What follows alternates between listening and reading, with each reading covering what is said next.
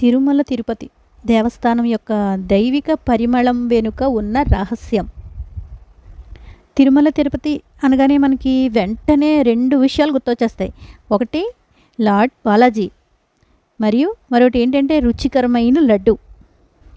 గంటల తరబడి నిరీక్షించిన తర్వాత మనకి చివరకు మేము గర్భగుడిలో దగ్గరకు అంటే చేరుకునేటప్పటికి దివ్యమైన పరిమళాల వాసన వస్తూ ఉంటుంది, స్వాగతిస్తూ ఉంటుంది. లోపల మనం వాసన వెళ్ళే కొద్దీ ఇంకా బాగుంటూ ఉంటుంది. ఆ స్మెల్ ఏంటి అంటే కలియుగం యొక్క దేవుడైన వెంకటేశ్వర స్వామికి దర్శనం చేసుకున్న తరుణంలో ఎట్టకేలకు ఆసనమైన మొదలు ఆ వాసన ఏంటంటే మనం ఇది జీవితంలో ఎంత ఆనందకరమైన క్షణాలు వెంకటేశ్వర స్వామి దర్శనం చేసుకునేటప్పుడు అనిపిస్తూ ఉంటుంది. లోపలికి వెడుతూ ఉన్నప్పుడు మనకి ఆ ఫీలింగ్స్ వస్తూ ఉంటాయి. చూసేసరికి బయటకు వచ్చేస్తాం.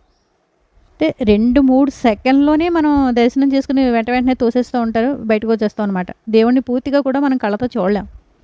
ఆ స్వామివారికి పూలతో ఆభరణ అలంకరణ, నెక్స్ట్ ఆభరణాలు ఒక అద్భుతమైన దర్శనం మళ్ళీ మళ్ళీ చూడలేం. ఆ 3 సెకండ్లోనే మొత్తం అంతా చూసేసరికే బయట ఉంటాం అన్నమాట.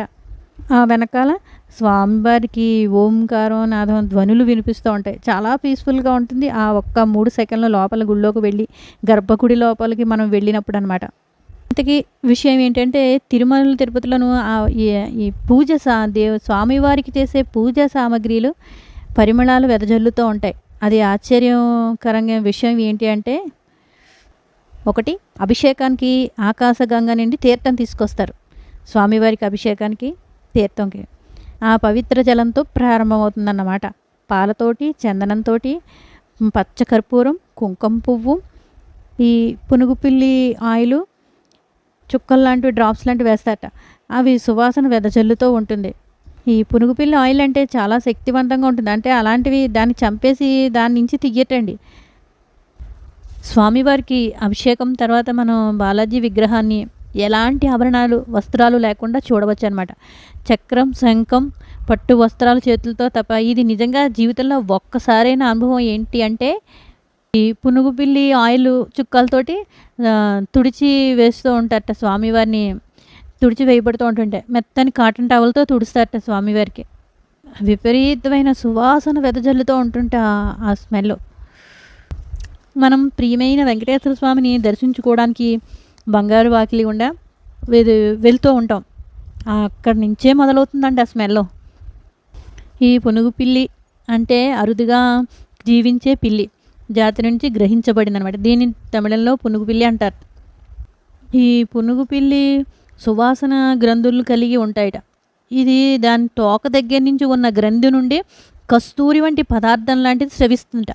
వివిధ రకాల చెట్లు, పొదలు, గడ్డి, పొడి, సుగంధాల నుంచి సంభవించిన మరియు రాతి ఉపరితలంపై ఉన్న మందపాటి కస్తూరి ద్రవం నుంచి లభిస్తుంది. ఇది శుద్ధి చేయబడుతుంది. వీటితో పాటు అనేక ఇతర సువాసన పదార్థాలతో కలిపి అభిషేకం చేస్తారు స్వామివారికి. ఈ పునుగుపిల్లి ఆయిల్ ఉపయోగం ఎప్పుడు తరతరాల నుంచి ఆచారంగానే వస్తూనే ఉంది. ప్రతి శుక్రవారం శ్రీ వెంకటేశ్వర స్వామికి అభిషేకం అనాదిగా నిర్వహిస్తూనే ఉన్నారు. ఈ పునుగుపిల్లి అభిషేకం తిరుపతిలోనే మాత్రమే కాకుండా తమిళనాడులో అనేక దేవాలయాల్లో కూడా ఉపయోగిస్తూ ఉంటారు. తిరుచినీరులో శ్రీ రంగనాథ ఆలయంలో ఒకటి, ఉడిపిలో శ్రీకృష్ణ దేవాలయంలో ఒకటి, పూరిలో జగన్నాథ దేవాలయంలో ఒకటి, కొల్హాపూర్లోని లక్ష్మీ దేవాలయంలో ఒకటి, చెన్నైలో వైతీశ్వర ఆలయంలో ఒకటి. కంపల్సరీ ఇవి పునుగుపిల్లి ఆయిల్తో అభిషేకాలు చేస్తూనే ఉంటారు స్వామివారికి. ఇది మనకి తిరుమలలో పునుగుపిల్లి మనకి కనపడదండి. దేవస్థానం వాళ్ళు ప్రత్యేకించి వేరే పెంచుతారట వీటిని.